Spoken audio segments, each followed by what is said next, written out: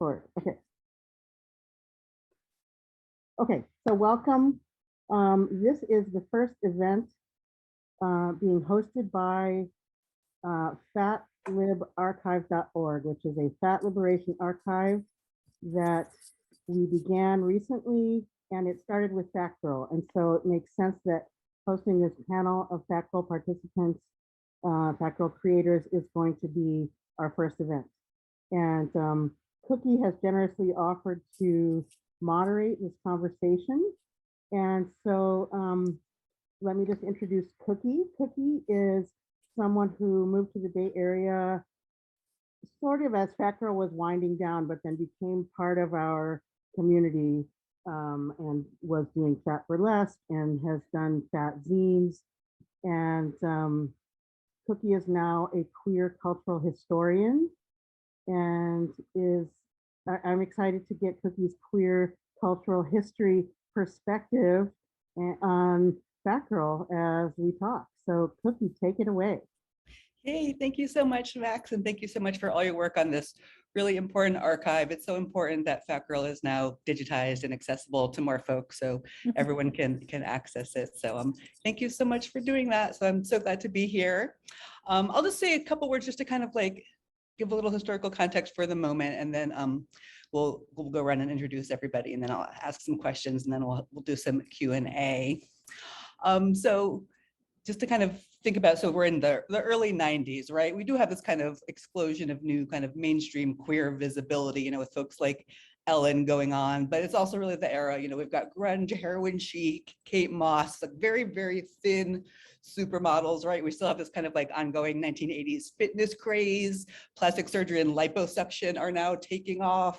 We have books like Naomi Wolf's Beauty Myth talking about how women have to kind of work harder than ever before on their appearance to be successful in the workplace, right? So it's really a depressing time for fat people. There's very little, you know, representation or acceptance. There is kind of, you know, there has been kind of a more mainstream kind of fat acceptance movement emerging in some places, but the emergence of a zine like FaT Girl is a real breath of fresh air, bringing this new radical fat queer representation and community.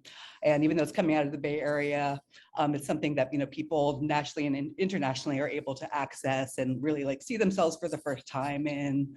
I'm someone who the magazine really affected. I saw it when I was in college, and I have to say I was very intimidated by it. You know, I was very, very sheltered still, but I was just so glad it existed and that this type of world like could maybe, you know, be there for me someday. I even wrote about it in my college thesis, which I had forgotten about until now, and it was fun to kind of go over that and think about how this affected me at this time. So yeah, that just to kind of, you know, remember this kind of moment in which this magazine occurs, right? This is before, of course, you know, the kind of fat positivity and body positivity movements we have today. Of course, we can talk about that and how things have changed, how the zine has influenced these movements as well. So I'm just kind of want to give that little historical context here.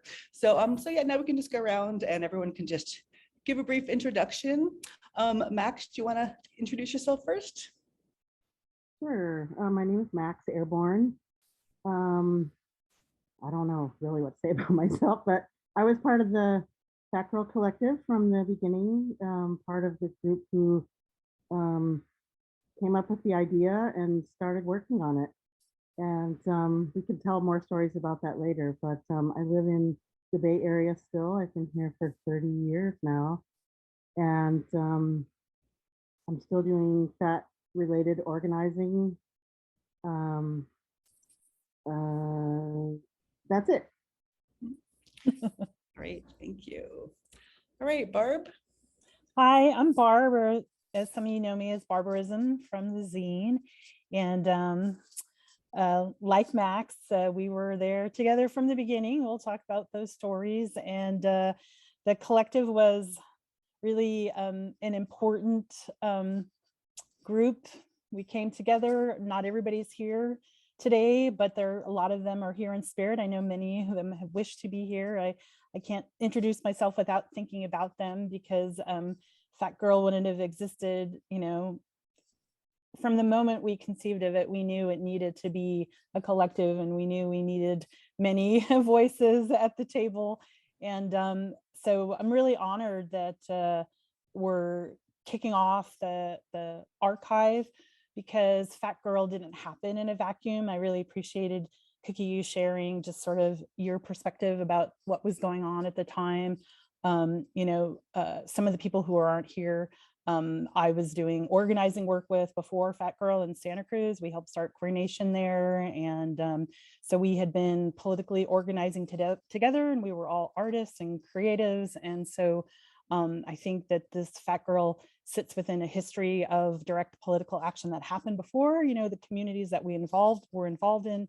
I was a politics major. I studied with like Vito Russo at UCSC. I went to New Pacific Academy, which was a one-time program for queer activism that happened in 1990 in San Francisco, with activists from all over the world. And there's a lot of strands and threads and different ways that of creativity and activism and art and bodies that all came together at the same time through Fat Girl. And it's really nice to see this being sort of connected to what's happening now and also happening in the future. And I think that's really important to take in context as we talk about everything. So, and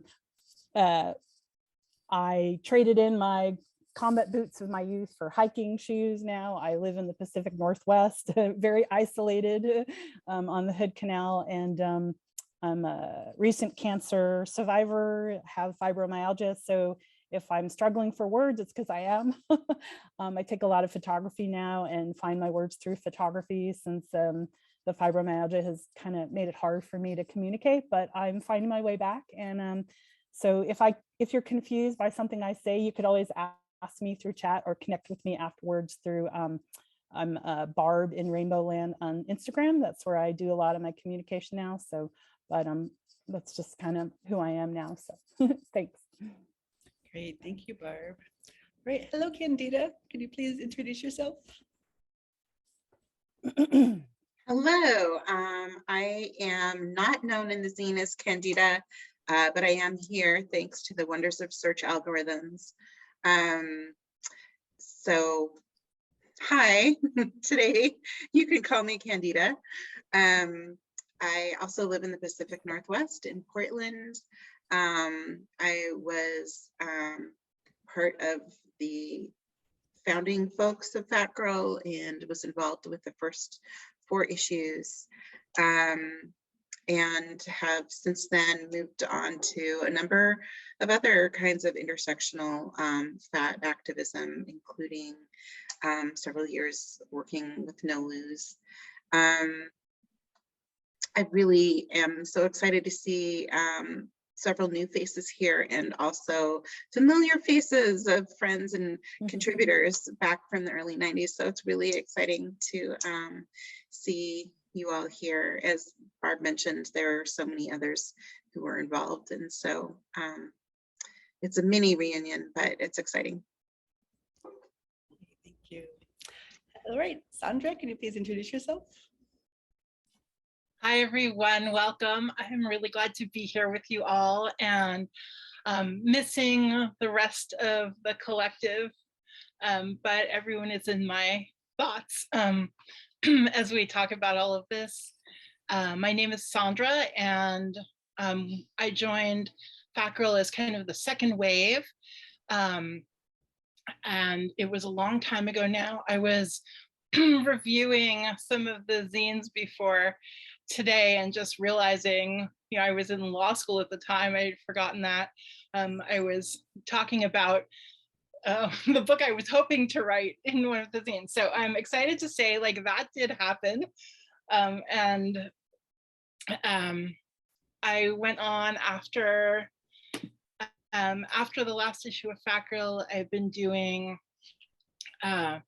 legal work that's related to weight. I am retired now, but that was my career. One of the first people looking at weight as a civil rights and a fat justice issue, and trying to get us protections and help fight for our rights. And I am also really honored to have been able to co-edit the FaT Studies reader with Esther Rothblum, which I also have. And this lovely artwork that's on the cover was also done with Max, and it's really part of like the whole FaT Girl thing is like, if you don't see yourself, then just do it yourself. And so that really continued on through my life. And I think, yeah, that's my introduction. Glad to be here with everyone. Hey. Yes, and just for folks who might not be familiar, those are both very important books, really groundbreaking books in overlapping fields. So you should definitely have them in your library if you're, into FaT studies. All right, so yeah, I guess now I had circulated a list of questions to folks ahead of time. So the first question, just a little one, how did the zine get started? And I think I'm thinking both about if people want to talk maybe about kind of influences of the zine, and also just like the actual, a series of events that led to the creation of the zine. So who wants to get started? I'll start with the genesis story. It's a kind of fun one. Some of you might have known Heather McAllister.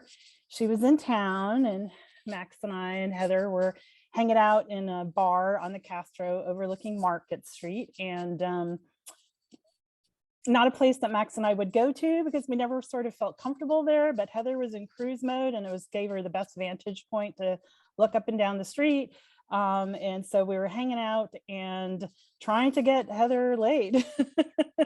Pretty much that started the genesis. So that's kind of, it led to us having a conversation of Oso, who's not here. And he and I were exes, and when we were in Santa Cruz, we were very involved in different elements of the community there. We were activists together, and after we left the community, we're asked to do a photo shoot for a sort of softly queer, sort of queer influenced zine that was about desire. And basically our photo shoot was just too fat for them and got rejected. And so we were talking about, well, maybe it's time for us to do our own, if they don't want it, let's just publish it. Why not? And so we just got really excited. But as we started just getting really excited about it, we sort of talked about all the things, the name was a part of the conversation, and the idea of, FaT Girl being a larger than life, and the emphasis on girl being, Shazam, and all the different sort of elements, really that conversation was just like, we were fired up and we were excited, and we got Heather laid, and we moved forward and started saying, how do we make the zine happen, right? We did this, we accomplished this thing, let's accomplish the next. So it was born out of desire, and it was really about representation.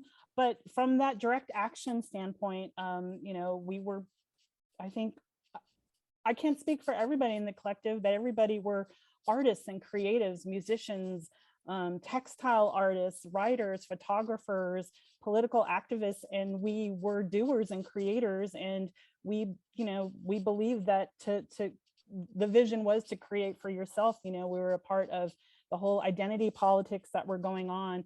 The community, there were a lot of like FaT dykes who were present in creating the culture there. All of our favorite DJs at the clubs, and the bouncers, and the tattoo artists, and the cute dyke at the cafe. We were all present, but we weren't represented, and we didn't have a voice. And this was a tipping point for us, and we figured out how to make it happen by asking others to join us. So that's really how I see it or remember it. Thank you. Candida? Yes, I wanted to just like mention for context that whole thing that Barb mentioned about Queer Nation, ACT UP was also another direct action group. Those are very much happening, but also San Francisco specifically, I mean, the Bay Area, but really San Francisco was a total hotbed of DIY publishing at the time. And it was also just really a really burgeoning identified dyke oriented movement. It was, there was just like so much so many creative projects. I feel like there were so many amazing events that were really dyke led, dyke run, and dyke focused, and including a lot of really sex radical events and publications, play parties, sex clubs, women. I mean, like, I don't know about you, but I have not encountered a women's sex club since, specifically, like not even just play parties, but like it was specifically sex clubs happening for women. And we just were not represented there. I mean, like, we all know queer fat women, but we were very much not represented in any of these magazines that I was seeing, or zines. A few smaller zines did have a bit of fat representation, but I think that is like sort of to set that scene of where we were coming from. There was just so much exploding creatively and sexually. Thank you. Yeah, Max? I want to add another condition that I feel like made Fat Girl possible, that maybe we didn't completely acknowledge at the time, but that is that the Bay Area had already had a thriving fat liberation oriented fat dyke community. You know, they were already doing events. There's a bunch of fat dykes who were are like maybe 10 years older than us, who are really involved in leftist politics in the Bay still. They were then and they are now. Many of them have passed on.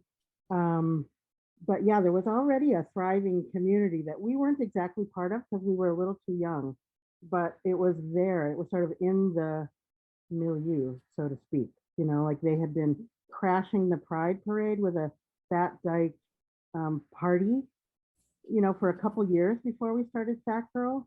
You know, so that was kind of in the air already. For sure. Thank you. Anyone else want to speak to this? Well, I just want to go along with what Max was saying, you know, in terms of the other aspects of the community and what Candida was saying. You know, there were creative spaces like Lunacy, and we had a lot of support, I think, like from all the there was like a queer small business. There was Red Doras, and there were, you know, there was the clubs at night, and there was Osento, like I mean, literally Fat Girl was made across the street from Osento, you know, literally. And there was so much going on in terms of like the growth of the tech industry that also was a huge influence on our ability to get this done, and support from other zine makers, like from Brad Attack. And we had support from, you know, Modern Times, A Different Light. There was the, you know, Epicenter, which was, you know, sort of the punk anarchist zine place to go. I mean, there were a lot of resources, and, you know, there was a lot of gentrification going on at the same time too. So you had the tech industry growing, the gentrification of San Francisco going on, you know, queer people were doing the gentrifying as it was happening. So there was so much, like, you know, it was a very fertile time with a lot of change and a lot of sort of in your face, people taking up space, people helping each other take up space. And, you know, that created opportunities to be able to find other people who are interested, but also, you know, I think it sort of created an opportunity for us to feel emboldened, you know. It's not easy to go up to someone and say, hey, you're fat, you're cute, you want to like come do something with us, because you didn't know what kind of reaction you would get. And you know, it wasn't always positive. It was, you know, we were even though we felt, you know, we were celebrating our bodies, but we were also learning and going through our own sort of individual journeys, and to like be able to like carry that enthusiasm forward and interact with other people and get them excited enough to want to participate and take risk. But not only just to like say, hey, I'm like, you know, queer and I'm fat and I'm present and I'm a dyke, but to like really get into the sexuality of, you know, our bodies and be able to, you know, a lot of us were, you know, a part of the you know, the pervert community too, and to be really public about it even now when what was it, last year, Rose started doing her research, or she was working, it was a year ago in spring, and Max said, hey, Rose would like to talk to you. Would you like to, be involved in this? I was like, well, that's great, because I really had been thinking a lot about Fat Girl and how it sort of threads through not only my life, but other lives. And but I also was thinking at the time, well, am I really ready to go back and sort of, with all of the technology that's out there now, revisit those stories, because we really put a lot out there. Like, there wasn't much that we left unturned over or unseen, I think, through the zine at that point. It was risky then, and I think it was kind of risky, for us even to have these conversations and have everything be digitized and put it out there again. So my point being that the ability to do as an individual often comes from the fact that other people are doing at the same time, and there's sort of safety, and there's also inspiration in seeing what other people are accomplishing. And so it's sort of, even if I didn't know all of the individuals that were a part of my community, but I saw what they were accomplishing, I said, okay, if I can get up today and get something done, and I see what they're getting done, I'm going to go out there again and try this, So I don't know, I just want to point out that how important community is, really. Yeah, and I mean, looking back at it, aside from first off, it's like a collectively created magazine, right? But beyond that, like, it's so clear that it's, part of this larger community and conversation. There's so many people involved in every issue. Sondra, did you want to say anything for this first question? Well, I wasn't involved in the starting. So my story is more about the continuing. So I'm sure it'll come up as we go along. All right, great. I was a wannabe. I was just like contributing and wanting to be more involved. One question actually came to me as we were talking. From the start, was it always conceived of as a sex zine or periodical specifically, or was it more about kind of fat queerness more generally than sexuality? Or how did you guys think of it, as a sex zine or an erotic zine? How did you kind of think of it in that regard? I don't think we thought about it in terms of, we felt like you couldn't have one without the other, but it definitely was like smut driven.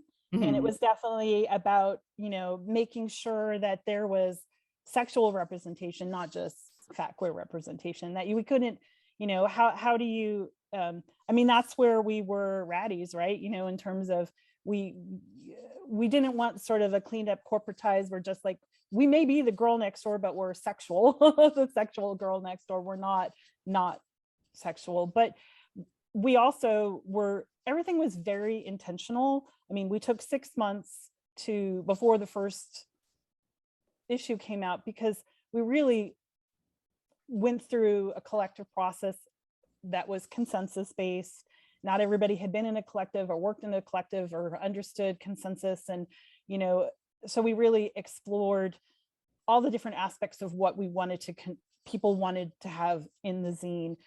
But the political component of it was always there from the beginning, not only because it was a political act, but also to protect ourselves. We really sort of talked about, and there's some good, if any of you have read the interview with in the book zines, we sort of talked about like the lines of what's smut, what's pornography, whether or not we could show penetration, if someone sent something into us, how do we determine whether or not we can and can't include it. And we decided we weren't going to limit ourselves. And we also made sure, even on our covers, to have really clear markers that said this was a political act. So if it was ever in a court situation or in any other situation where it had to be defended, it was integrated, it was holistic, it had all of the components of who we were. That was integral to why we did it, I believe. I don't know, maybe you guys disagree with me, but. No, I think it was very, we were very explicitly sexual as a radical act and as a political act in and of itself. And part of that was many different kinds of sexual representation. So that was perverted sex, that was vanilla sex, that was fetishes. It was, like sky's the limit depending on what people had to contribute and where the imagination went. But yeah, it was a very explicit part of having that, and that it was not only that, it was one part of our diverse existence. Definitely. Shall we move on to kind of the process of creating the zine? It's been, talked about a little bit, but did you guys have like regular weekly or monthly collective meetings at rotating households, or, can you paint us a picture? I don't remember how often we met. I mean, I think all of our meetings took place at Barb's house, which, as she mentioned, was across the street from Ocento, which is a women's bathhouse that used to exist. And so we would sometimes sit in the window and watch the dikes coming and going from Ocento. But Barb had a good sized living room. And so like, I feel like when I look at back at our old pictures, what I see is us in Barb's living room or in Barb's bedroom. They were conjoined. It was a big Victorian living room. It was a queer household in the Mission, and it was challenging actually. We wanted to rotate to other places. We looked for other spaces, and other spaces couldn't accommodate all of our bodies in terms of like the chair support. We had enough. The physicality worked in terms of us being able to be in the same space, and it was hard. It was up one flight of stairs, which we knew was a challenge. And from the beginning, we were aware, and we went to other spaces. We couldn't find anywhere we could fit or that wanted us. So it was kind of hard that way. So yeah, and then I know that there were complications when this was for the first 4 issues, and then I'm not certain where the meetings happened after that, but I know that one of the reasons why there was problems with them staying together was actually having a space and finding places to be where that would work. Sondra, do you? Yeah. So speaking for the sort of the rest of the post 4 issues of FaT GiRL, we met in lots of different places. We really rotated our houses. I don't remember how often we met, but I can recall being in many different people's houses. So that, like, the meeting place didn't seem like a problem for us. I think that, like, one of the challenges that we faced was, some folks left, some new people came on. I think that there was fatigue for people who have been there from the beginning. And I think at that time, I think a lot of the people who were then on the zine were also, looking for work or working like underpaid jobs. And it really was a very big project on top of, just surviving in the Bay Area, which at that point felt like it was getting harder. Things felt like they were getting more expensive. And that's really like what I remember as being a big part of the challenge.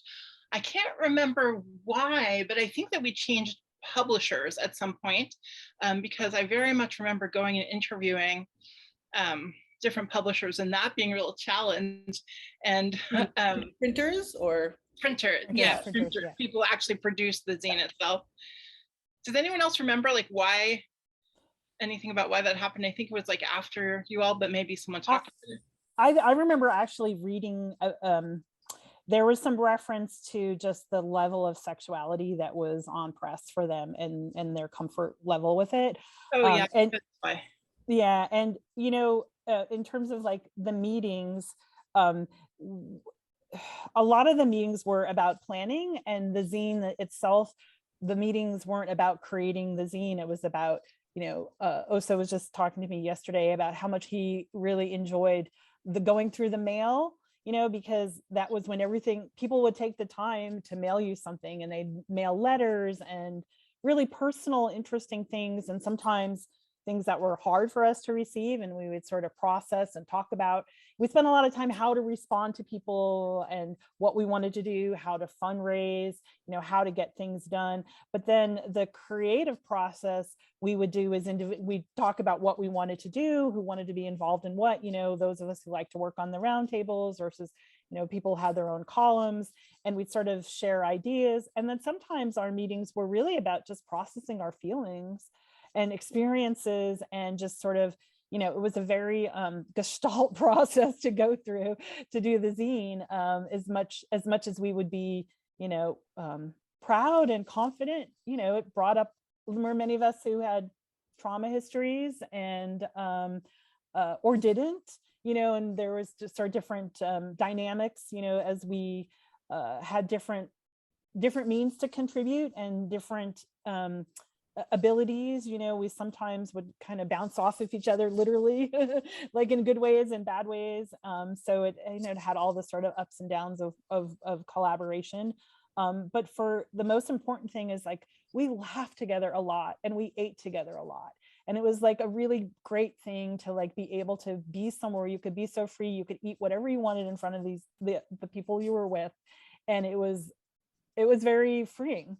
We also spent a lot of time outside of the meetings, socializing and getting together and going out together as very large groups. Like the group itself was large, and we were also larger than life, not only size wise, but just personality wise. All of us had sparks in different ways. Some of us were loud, some of us were bright, some of us were noisy. And so we became like a real sort of physical presence in the community too. And I think that elicited interesting reactions, but mostly positive. So that the collective meeting wasn't just where things happened, It's interesting to hear that, because I think that by the second wave, it felt different. Like there was more focus on creating together, and I think less focus on processing.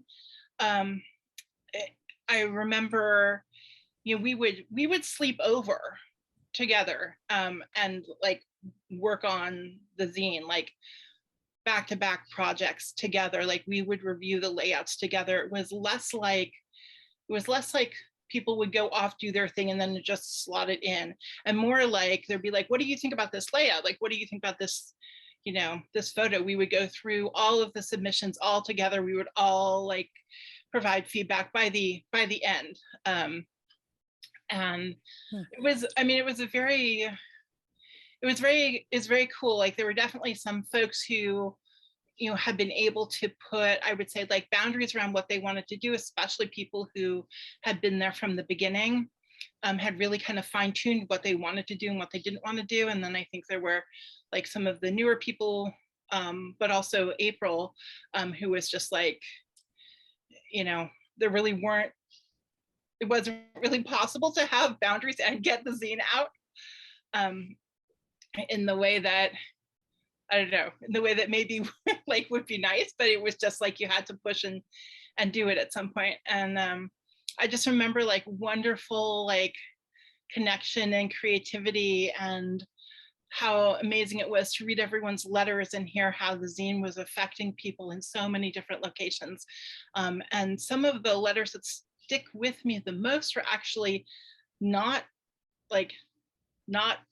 FaT Dyke letters, but letters from other people who were like, you've captured something that's so important that I can't find anywhere. So even though this zine isn't like for me and isn't about like my interests sexually, like this zine is giving me life, and thank you.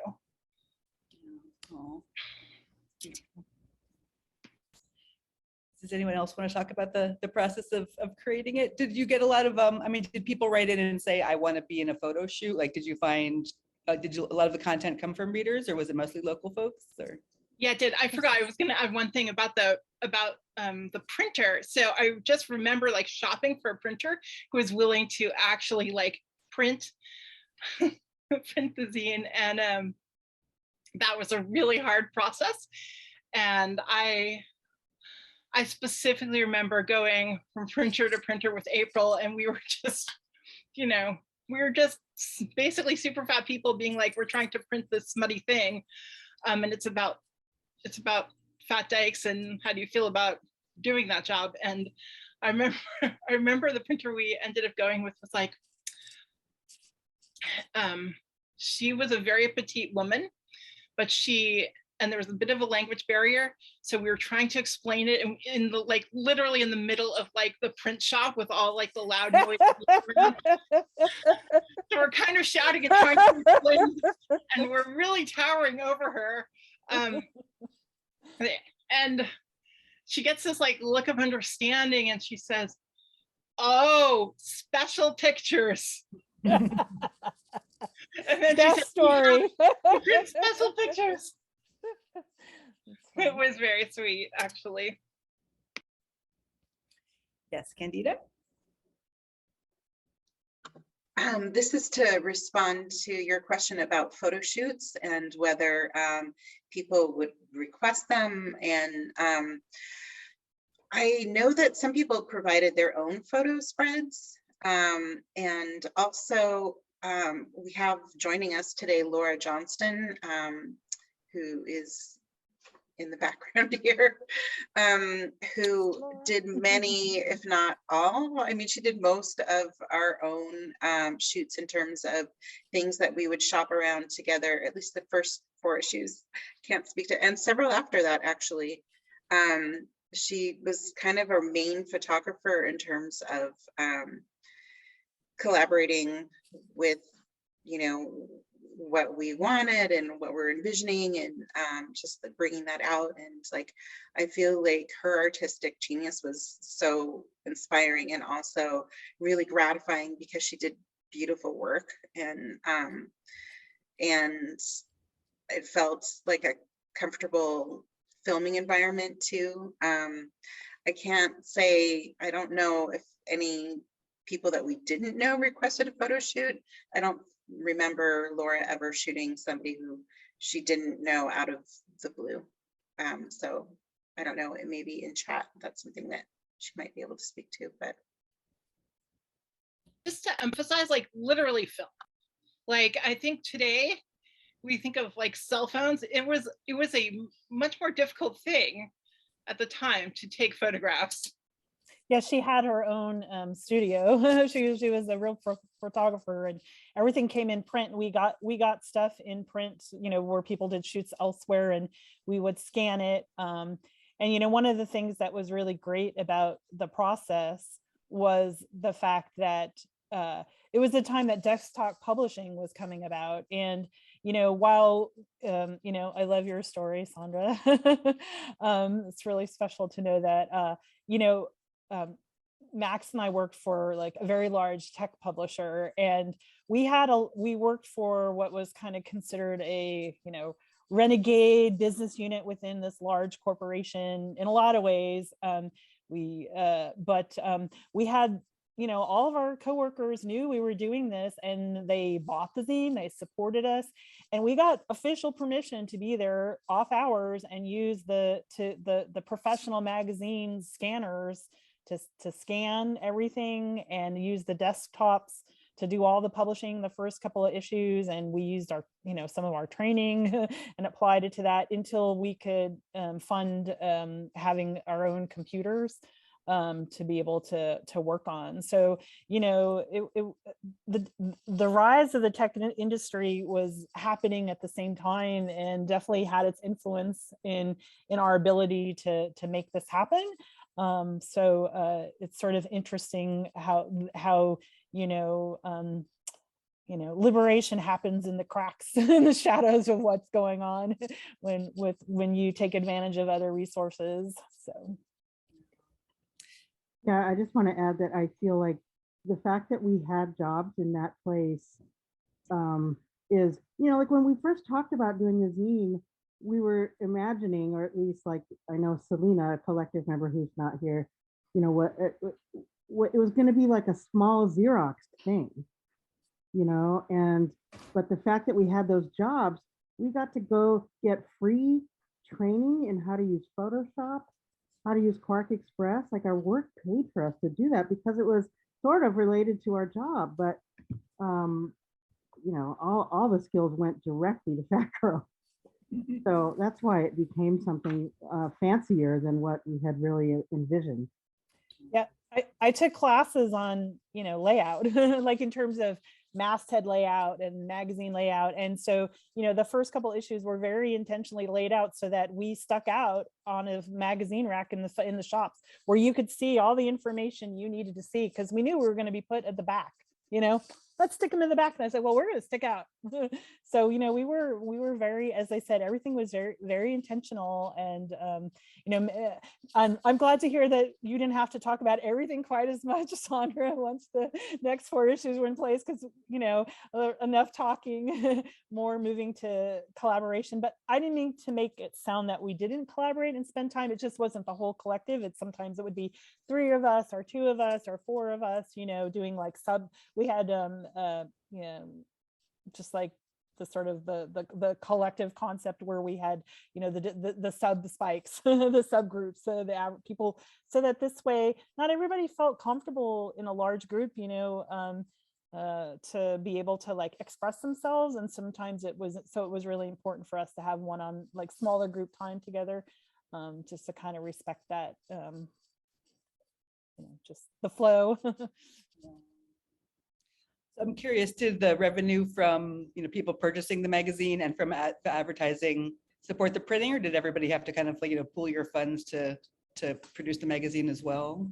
Can we talk about the economics of it for a minute? Or I know that wasn't one of my questions. Okay. Well, so we printed it initially using my credit card. I had a credit card. That was like our big thing that allowed us to even do the printing, was that I had a credit card. And then the zine sales would just pay that credit card bill, basically. And yeah, I think it did pay for itself. And then we had some scarcity.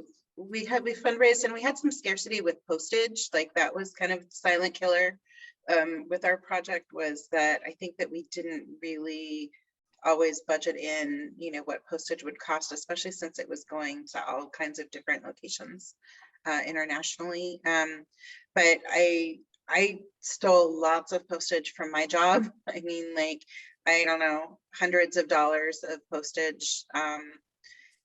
And I think others may have too. Do you all recall? I think it wasn't just me in terms of, yeah. I'm using my real name here, so. Yeah, fair enough. Yeah, this is also the era when like everybody had their own Kinko's keys, like you could use to like make your own free copies in Kinko's. And friends, yeah, friends at copy shops. That Also, was definitely using stamps too, like putting glue on stamps to reuse them. There was all these like little zine tricks to make extra little money here.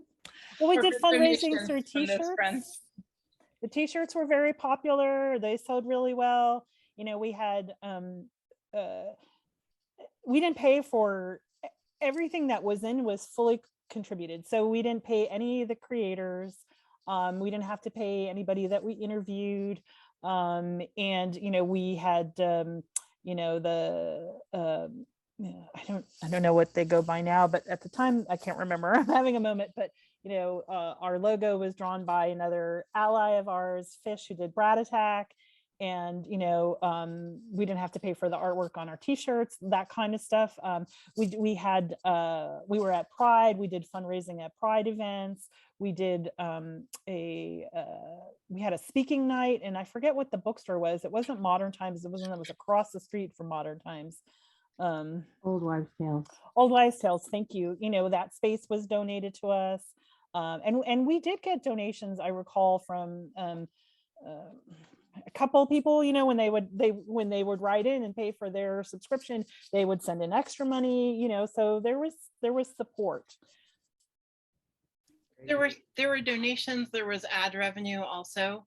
But I think like in the second half, and like money was a real issue. Like financial scarcity was definitely a real problem. And I think, part of that is like the resources of the people who are in the collective, just where everyone is in their lives. And I think part of that is because also people were buying subscriptions. And so, you get the money back from the subscription, but then you still owe 4 zines that you're not getting money for. And so, when there was that transition, we had zines that we owed out without expecting to see money back from those. And I think also like cost, postage, and printing and all that stuff was going up. So like definitely in the second half, like we struggled very, very seriously on the financial front. And that's reflected if you read the message from the collective in the last zine, you'll really get the flavor of that. I think there's like a desperate ask for like cash and all this other stuff and cash and all this other stuff and cash. Because we were struggling, and we were we would do fundraisers, but we were also trying to keep those financially accessible. So if a fundraiser, like if a fundraiser broke even, that was awesome, but it wasn't like things weren't huge money makers. So everything was like a little bit here and there, but there was no one easy financial resource. And I think like when I reflect on it, I just think how important it is to have that structure to support projects like this. Like we wanted to become a nonprofit, thinking that would be a way that we could better support ourselves by getting donations. And that was something that the collective was thinking about before the collective disbanded. Just one other quick question that popped up in the chat from an old zine store friend of mine. Did you do your own distribution, or was it done through someone else? I think I saw Last Gasp somewhere in there, right? Did Last Gasp help with distribution? Yeah, like they came on later. So like initially what we did was our friend Fish from Brad Attack provided us with a list of queer, lesbian, gay bookstores all over the world. And when we published our first issue, we mailed sample copies to maybe every bookstore on that list. It's like, this is something that just like, I don't think would happen today, right? Everything's so different now, but that's what we did. And that was the beginning, it's just like slowly bookstores would say yes or no, and we would send them out. The internet was so much less of a thing, right? We barely just had email, when this began. And so distribution was really hard. And I didn't conceive, as one of the main people doing distribution, I did not conceive of getting a distributor. Like I didn't even know what that meant. And eventually it came, eventually distributors started approaching us, or I don't even remember how it happened, but we did get, what's the anarchist one? AK Press. AK Press, yes. Last Gasp, and another one too. But initially for the first, couple issues at least, we did it all ourselves. And at the time we were, one of the things that we heard was from a different like bookstore that we were their best selling zine of all times. So, we were quite popular in the different stores, but I just want to give a visual. So Max as the distributor meant Max with the helmet on and all of the lunatic stickers on the helmet. What? You mean motorcycle helmet? Motorcycle helmet Okay. on, the Zoe bag over, and then the pack of zines stuffed in the Zoe bag, and then me behind on the back seat of the motorcycle with the other Zoe bag to balance going to do the distribution. It was a labor of love to get it to the first time we sent all of those out to all the different bookstores. Distribution was brilliant. It was brilliant. And the reach that FaT had is like unprecedented for zine reach. It's incredible. Yeah, I mean, to be the most popular zine at the queer bookstore in San Francisco, considering how many zines there were in that era, that's really saying a lot, right? Yeah, it's really impressive. At the time, I had a friend who was doing work in Korea, and she said, "Oh, I met this person casually, and they heard I was from San Francisco, and they said, 'Do you know any of the FaT girls from San Francisco?' And she was like, 'I do.'" So it was very like, she was like, I can't believe that this is you, right? So it was just it had a lot of international kind of ripples. I was literally on an airplane flying to Texas. And because Southwest used to make you pay for 2 seats if you were a fat person, I would like pay for my 2 seats, and then I would like hold on to that extra seat, and I would like make sure a fat person got the like 3rd seat so we could enjoy the paid seat together. Anyway, so I was flying to Texas and sitting next to this really stylish person, and we start talking about clothing, and she's like, "Oh, have you seen the zine Fat Girl? It's really great." And this is one of my 2 Southwest airline miracle stories. So we're like friends to this day, and actually like she's a cookie artist. She made these beautiful cookies and sent them. That's so sweet. I love that story. But that was Fat Girl. Like, you could be flying your ass on a plane to the middle of Texas, and the random person next to you somehow had found Fat Girl like in Tower Records in Texas and loved it, and it meant something to them, like, even though, you know, they might not be the target demographic. Yeah. Oh my goodness. Yes, I mean, this is just the kind of the portion where, yeah, if there's are there any other stories from the creation of the magazine people want to share, you know, especially anything about maybe photo shoots or anything a little bit racy, if it's appropriate, without saying, yeah, obviously it's, you know, keeping people's names in mind and other issues. Any other fun stories to share? I have a fun story to share that isn't really about photo shoots or anything racy. It's yeah, this is just, it was really remarkable getting the word out, because we wanted lots of submissions and people involved. So, you know, this was really just also at the start of the very first Dyke marches. Maybe it was like the second one. It was like an anniversary one in New York that several of us managed to get to, and we were flyering. We were just like flyering everywhere, and people had such reactions to being targeted, as because we were giving them out to fat people, like specifically mostly fat women, and they were sometimes so offended. And others were, you know, like flattered. It was just like all over the place. But it was just like a huge reaction. Like people would flush. They would just, it was just like being called out in this way that, you know, we obviously meant it as a compliment, but people took it all kinds of different ways. It was just so new, and you know, people were not used to being called out for, you know, as a, you know, I mean, it wasn't like, people were more used to like drive-by insults and being honked at and yelled at and jeered at and whatever, and not, you know, having like a posse of people who were like flirtatiously trying to solicit their submissions for being fat. Yeah.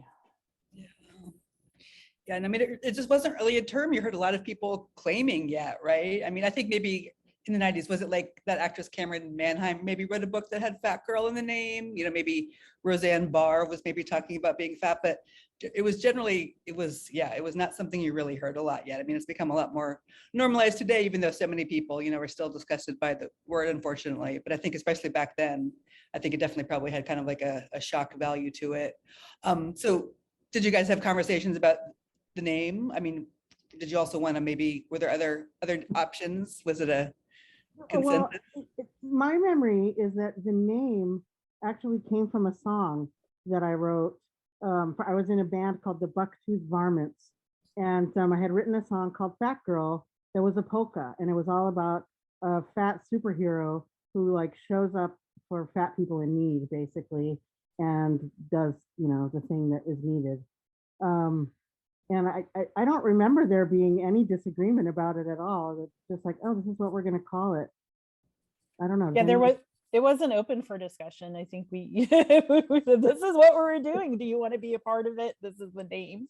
So I think maybe there were a couple of people who didn't like the fact that the R and the L were capitalized, but maybe, I don't know. But I don't know. I felt pretty strongly about it. I remember. Sorry, that's just, you know, I don't know. I wish there was more of a story there, but it's true. And if you've never heard Max play or sing, you're missing out. I can post a link to the song in the chat if people are interested. So it was a very creative group. Lots of cooking. There was a, you know, corset makers and clothing makers and painters and good huggers, good mistresses. Did the collective consist of a little bit of a different group of folks for every different issue, or was it pretty set? Or There were some people who dropped in and out through the first 4, you know, that we were really trying to like find people. And I remember, you know, part of it just had to do with like availability, not interest.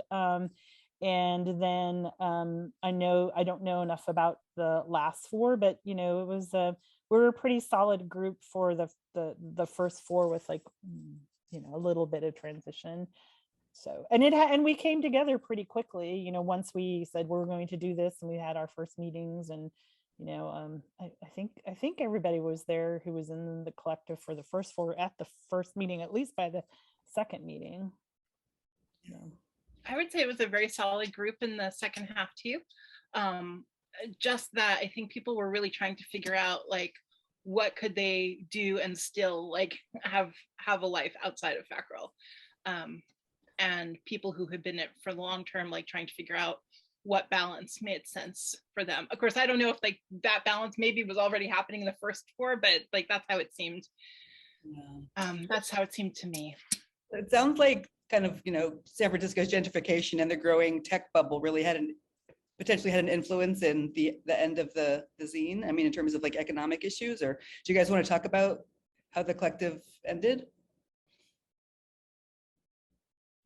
I know I didn't put that as a question. That would have to be Sondra talking about it, because Deborah, I mean, Candida and Barb and I all left at issue 4.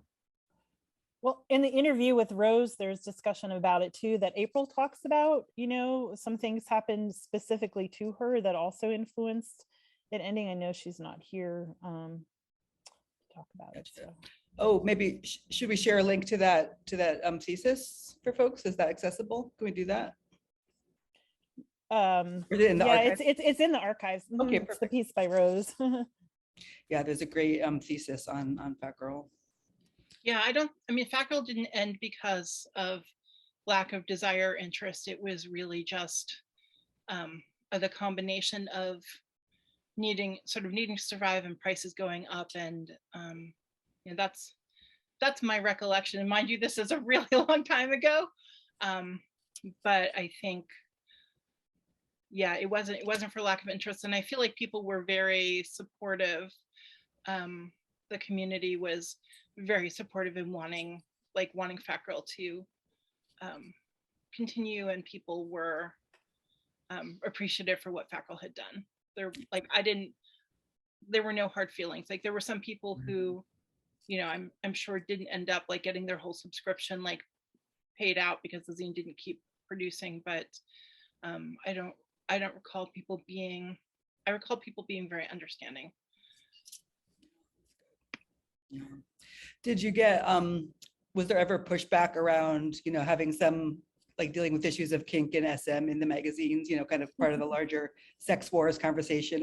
We associate that more with the 80s, but I assume it was still kind of ongoing in the 90s, especially maybe amongst, you were mentioning like there was kind of like an older group of fat dykes.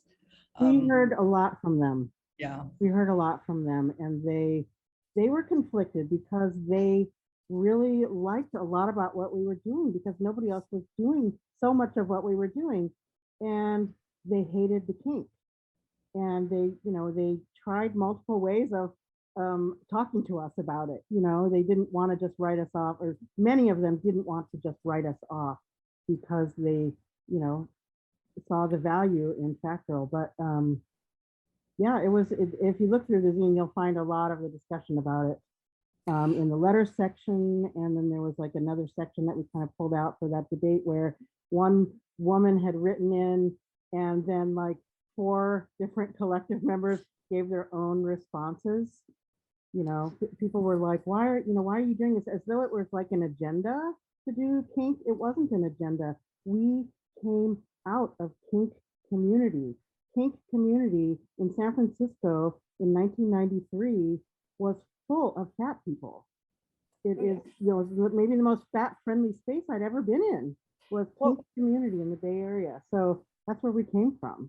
Yeah. And I just want to say, you know, some of us were members of Outcasts, which was a group for queer women that, you know, did kink and had been around for decades. And it was a private, supportive space where there was, you know, a lot of sort of support if you wanted to, like, you know, learn safely and explore. And, you know, they were members of that larger fat dyke community that were a part of that as well, you know. So but I think it was the publicness of it, the exposure of it, we don't talk, even though we do this, we don't talk about it publicly. You know, we go out to like Door Alley, or, you know, we have our spaces we go to, but, you know, we have to be very private about this because of all the risk involved, you know, in terms of our livelihood. And, you know, I don't know that there is still public support for that. You know, it is still risky to share your sex life when it comes to your job and your family. And,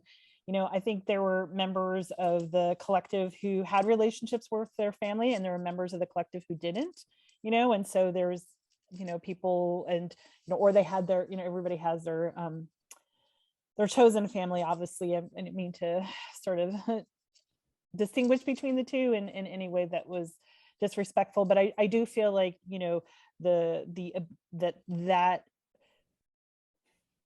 your ability, I mean, there's a lot of risk involved in doing that, relative to the different people that you have relationships with who may or may not know that aspect of your life and how out you are. And so I think that part of the pushback wasn't just that what the content was, but just the exposure of it and the exposure of sexuality in such a public way. Because, you know, usually the erotica was over here and your being out was over there.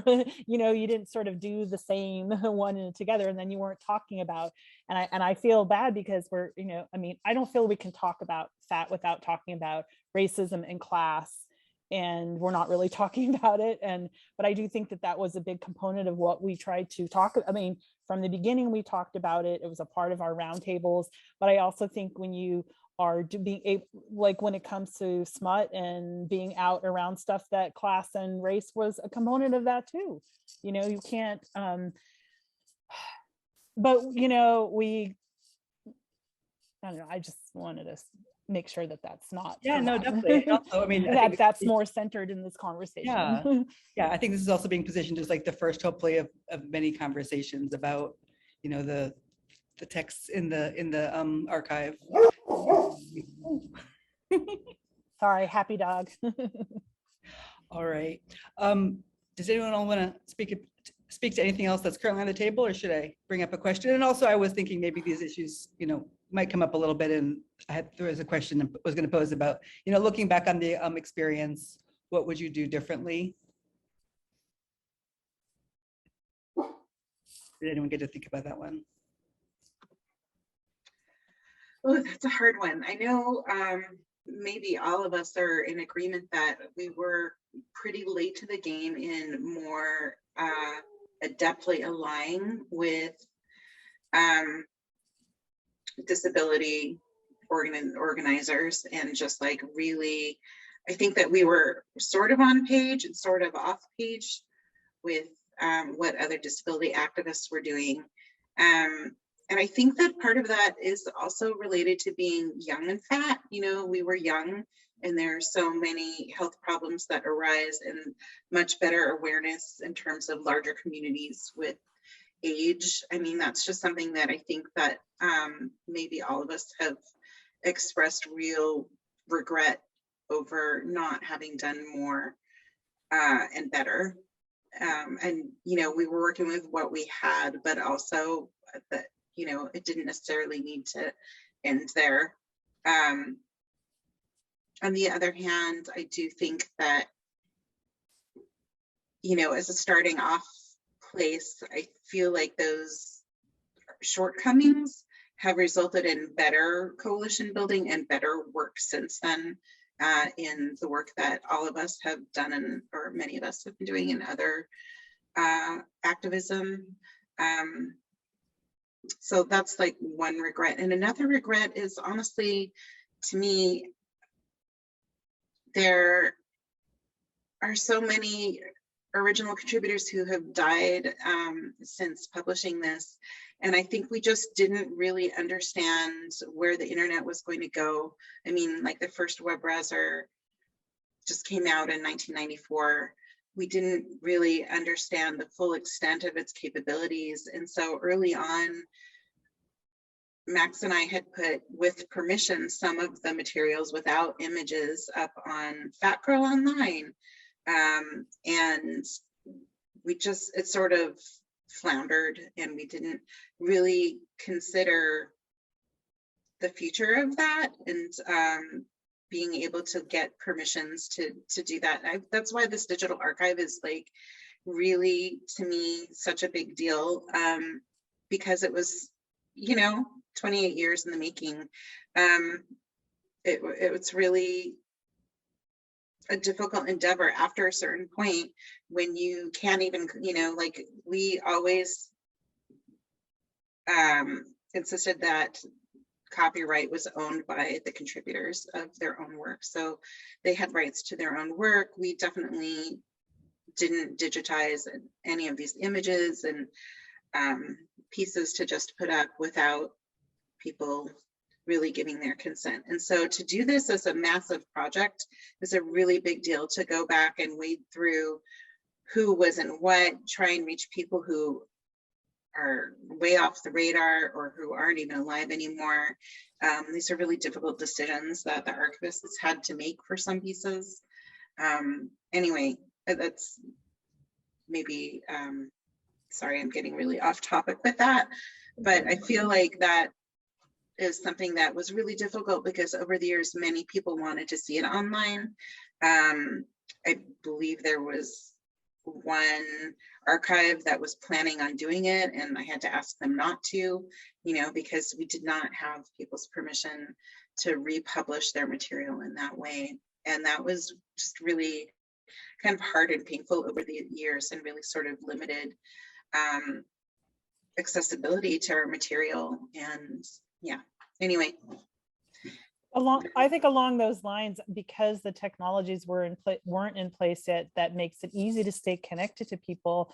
And I mean, I wish we had done more to bring, there was so much interest and so much engagement, but we could never sort of weave it together so that people could interact with each other more. I mean, I feel like, looking forward, it's so exciting that nowadays, we could all get together on a Zoom and think about all the different generations and all the different, I know everybody that's listening into this is doing something right now that's meaningful in their lives, that's helping others, and there's so much strength in that all those strands and threads of connection. And I feel like if we had only had figured out how to bring all the people that were excited with Fat Girl together in a more connected way back then, that we could have had even that much more impact. I mean, I think that's the thing that I personally regret the most. I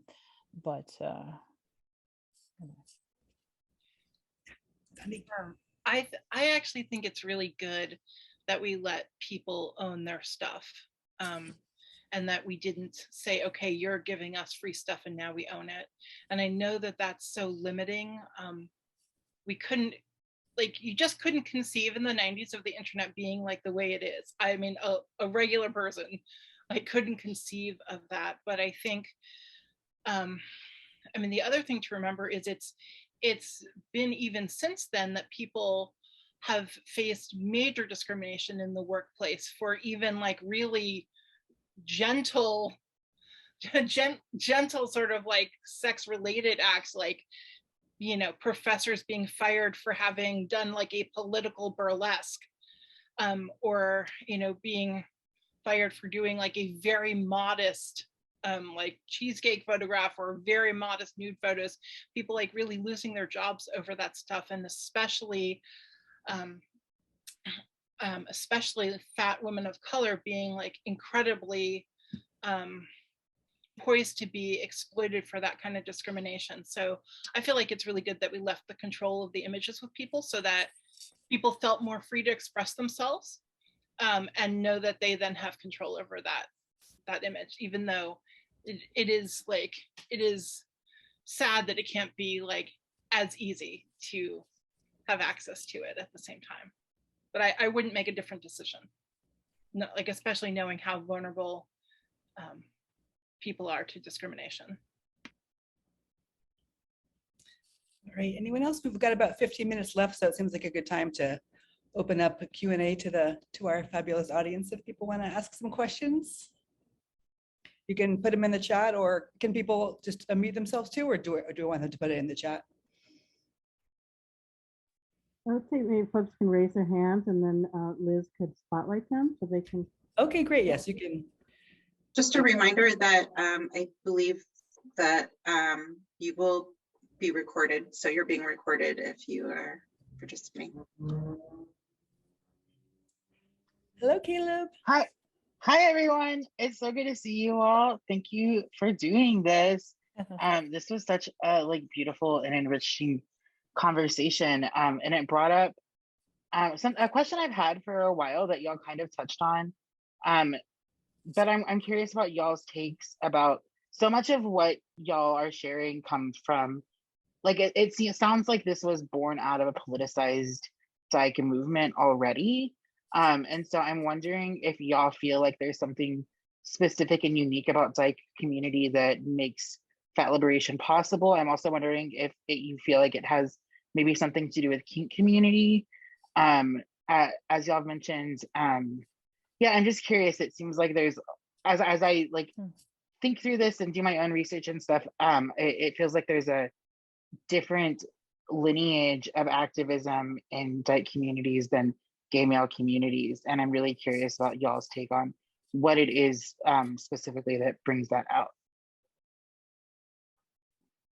I will say, thank you for that question, Caleb. And after having, so as a person who has had my eyes and hands on every single thing that has gone into the archive, not just Fat Girl, but I've just read so many things in the last 6 months. And so many things come from lesbians, right? In the 70s, so many things. And it's an interesting question because there's also there were even lesbian versus straight kind of conflicts happening in the early era of what people were calling fat liberation. And I've gotten to hear some of those stories doing oral history interviews, which we haven't put up on the archive yet, but we're starting to do those. And I mean, I feel like, the lesbians and the feminists were challenging looksism and just the way your body is supposed to be, right? Bra burning. I mean, I just feel like bra burning gives rise to fat activism, yeah, it's no, these pieces of flesh get to hang however they fucking want to. They don't have to be contained, so I just feel like it starts there in terms of why dyke culture, lends itself to fat activism. But it's also true that not all dyke culture does. There was a lot of resistance in early lesbian culture to the fat lesbians. So But don't you think it's, sorry, go ahead. Sorry, I was just going to quickly say that dyke culture was in and of itself only existing in the underground. There just wasn't any mainstream in your face queerness that was part of mainstream culture at all. So, all kinds of media were pretty much underground at that point. So it lent itself really well to that. Sorry, Brett. Oh, I was, it's an interesting question, and I'm really glad you asked it. my background, like my degree was in social movements, politics at UCSC. And so I spent a lot of time looking at, I don't know, social movements from like the 1800s, and I think there's always the sort of intersection of class and being on the margins, and sort of, really people who are pushed to create their own spaces for survival, are often the ones who move forward with surviving and creating spaces for others. So, there's a large component of that. But I also think, like, part of what was going on when we were talking about, when Fat Girl was happening and the whole pervert community, was also the reemergence of the exploration of butch and femme in a new way. And like some of the pushback was like, I remember, I've always been, I don't know, I've always been a femme. So I knew as I was femme before I knew I was queer, right? But I didn't know what that was. And I know I wasn't like, what I was supposed to be as a like straight femme, but I think like within the kink community, you could find a home around that. And there was an exploration around that, where the broader dyke community, like being a femme was not okay for a long time. I remember, going to environments and being treated like I didn't belong there because I didn't like, I didn't fit the mold at that point. But I do think that the exploration around gender was coming out of that as well, and just gender definition. And, there was other components to this that were about, the lesbian community starting to sort of talk about gender and what was under the umbrella of lesbian and gender. So I do think that, that's another component of this conversation that we haven't really gotten into. But Fat Girl was very specifically for dykes because we were defining that relative to like voyeurs from the outside of the community, not to leave people out within the community. So I hope that's kind of understood. But I do think to your question, there is something about all the intersectionalities that happen that I believe help, there's sort of I don't know, like it's not static, there's so much energy around the intersections that they start to create more space. And as they create more space, more people are able to make change happen in those spaces. And I think that that's a piece of that.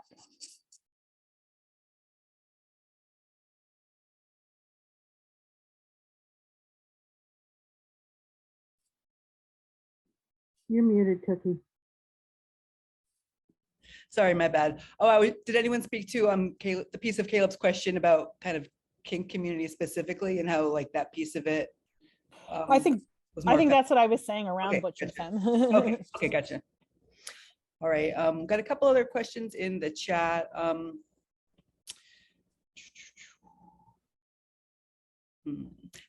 Maybe Faith could ask her question if she wants to get spotlighted. Faith Levine. Sure. Hi, everyone. Thank you so much for everyone's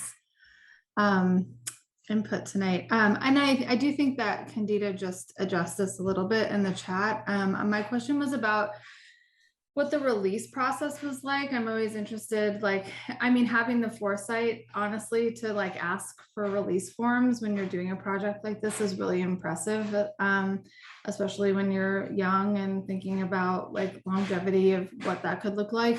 And I guess I was just curious when it came to the archive, what that looked like. And so I didn't actually get to fully read Candida's response to my question about consent to putting the archive out with images, but if anyone wants to speak to that more, otherwise we can just move on if there's other questions. I can address that, and actually it's a little bit of a funny story.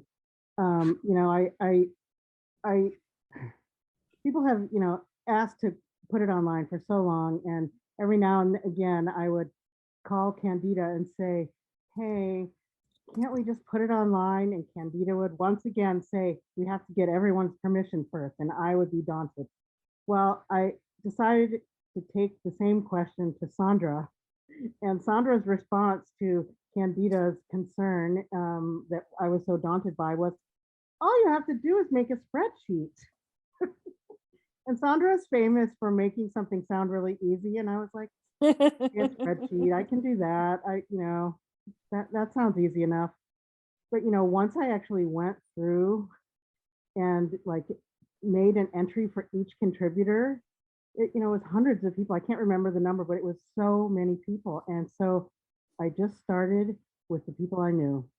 And I eventually attempted to contact everyone. And then, so, almost everyone said yes. There were a few people who said no. And then of the people I couldn't reach, I treated them in different ways. Like if it was porn, I would just not include it. If it was not porn, I would anonymize their name in some way so that it's not searchable on the internet. There were a couple of like individual cases where I was like, yeah, I don't think they're not answering me. I think they probably don't want to include it, so I'm just not gonna even include it. It sort of depended on my own like knowledge. But I tried to, my partner was very wise and said, you need to decide what your ethical stance is on this and then follow it.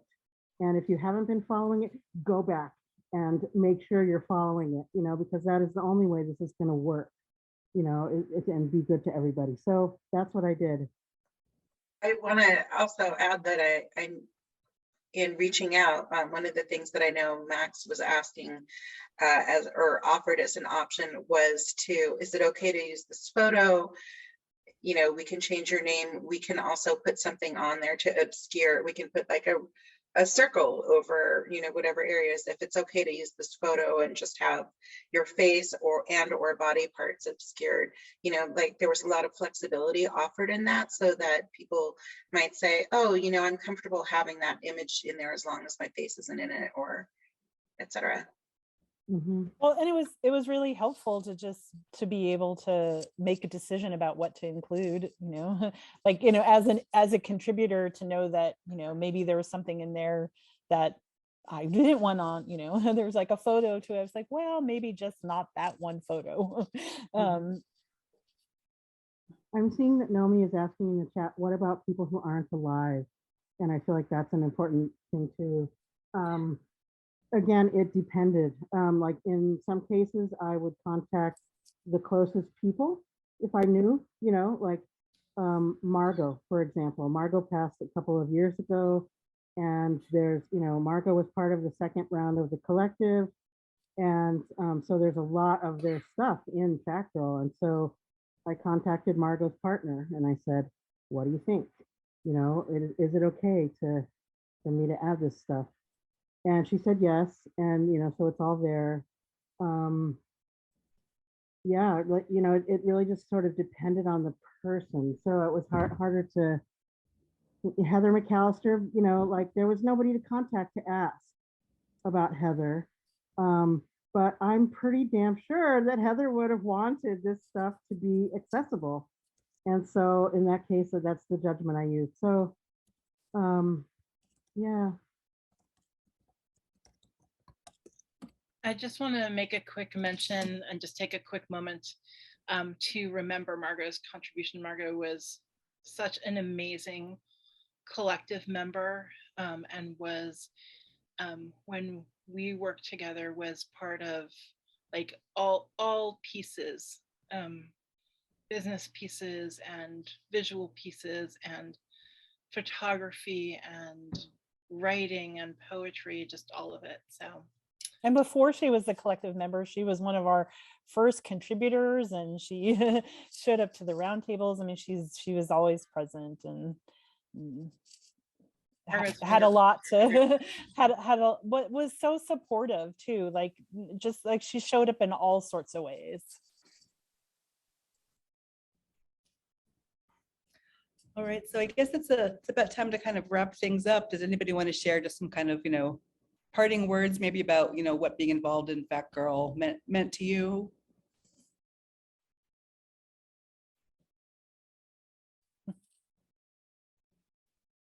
okay, I will bite. Aries here, always first to jump in.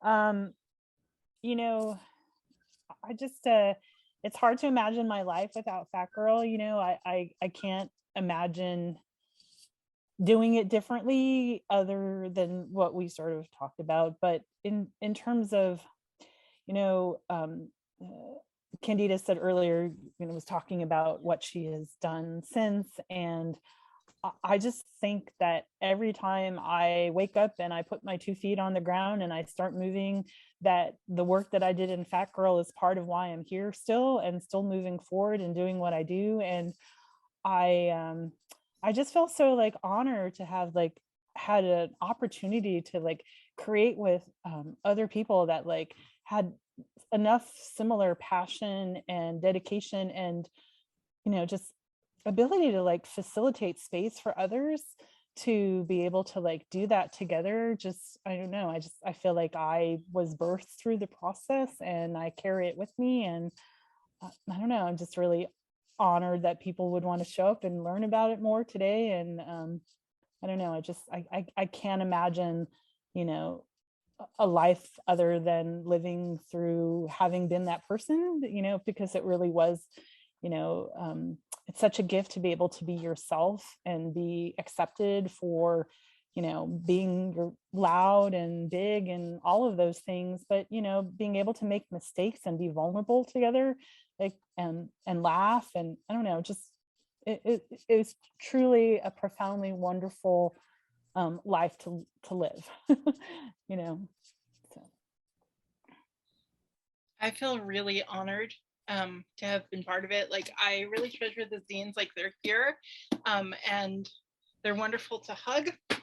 And I am really grateful for the folks who started Fat Girl, because it was such a treat to be able to be involved in Fat Girl in the way that I was. And I think that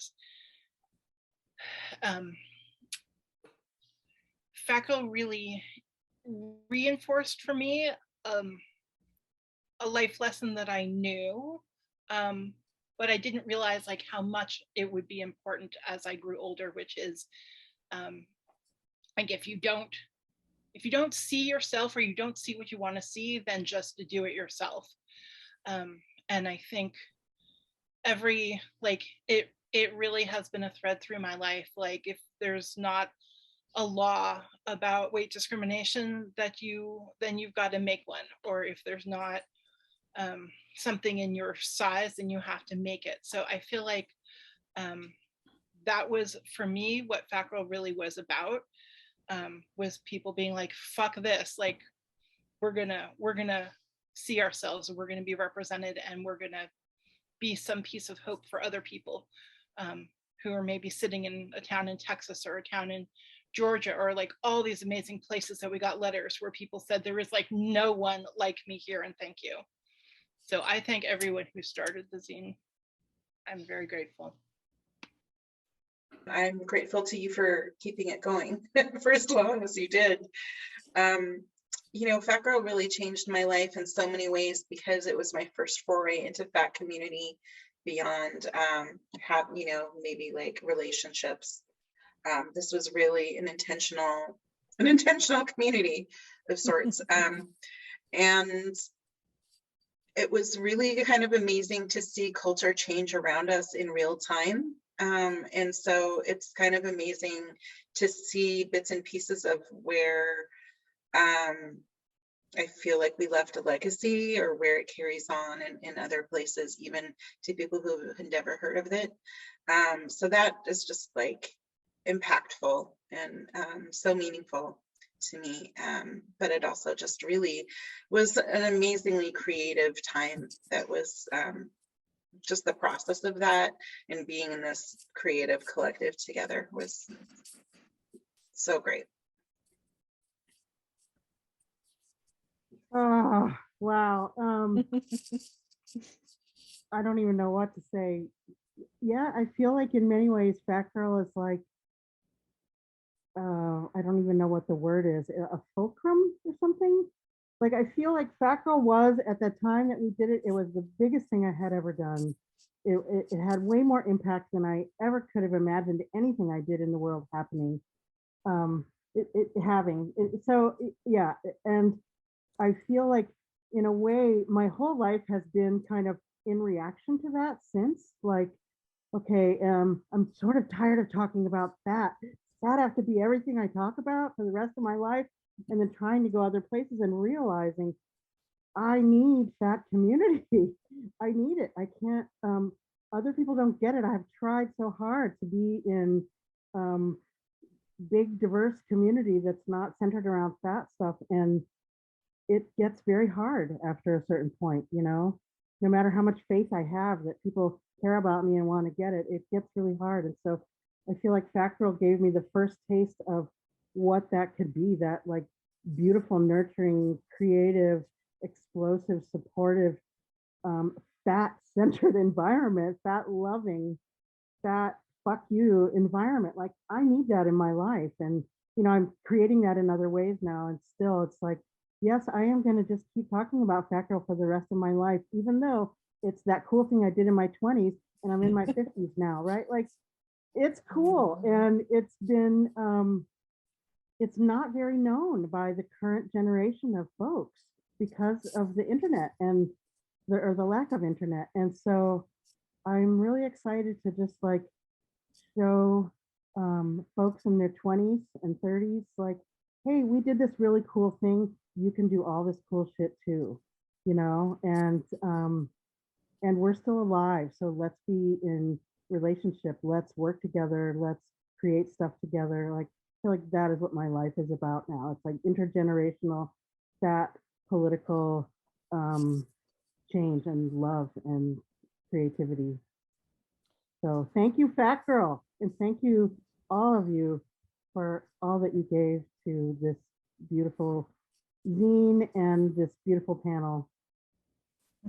Yes, thank you so much. And everyone check out the archive. You know, this is like a new era for Fat Girl, right? A new time for younger people and new people to discover this really important, now historical periodical, right? Very revolutionary, very important. So I'm so glad we had this conversation. Thank you guys so much. I don't know if you saw in chat that Laura Johnston put her Instagram handle on there, so you can still see her photography. And I know we talked about staying connected. I put my Instagram handle in there too. I'm a, you know, I'd like to stay more connected, and I'm a part of the Fat and Outdoorsy community. So take a lot of nature pictures if you like that. But, you know, just forgot to say thank you to the people who aren't here that I know are here in spirit. And thanks, Max and Candida and Sondra, like collaborating with you has just been a joy.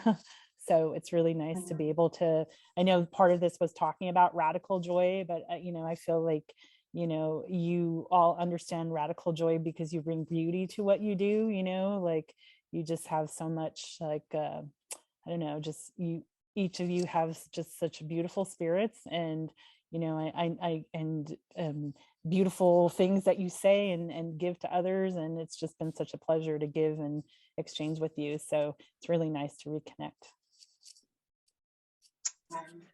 Thank you all. And Cookie, thank you so much for facilitating. Yes, I've been so honored. And everyone has been dubbed Fat Royalty in the chat. So enjoy this new title. And thank you to Liz for doing the tech. And actually, if people would indulge me, what I would like to do is turn off the recording and go on gallery view so we can just see each other for a minute. And I would like to ask Yes, please. a question that just involves hand raising. So let me stop the recording.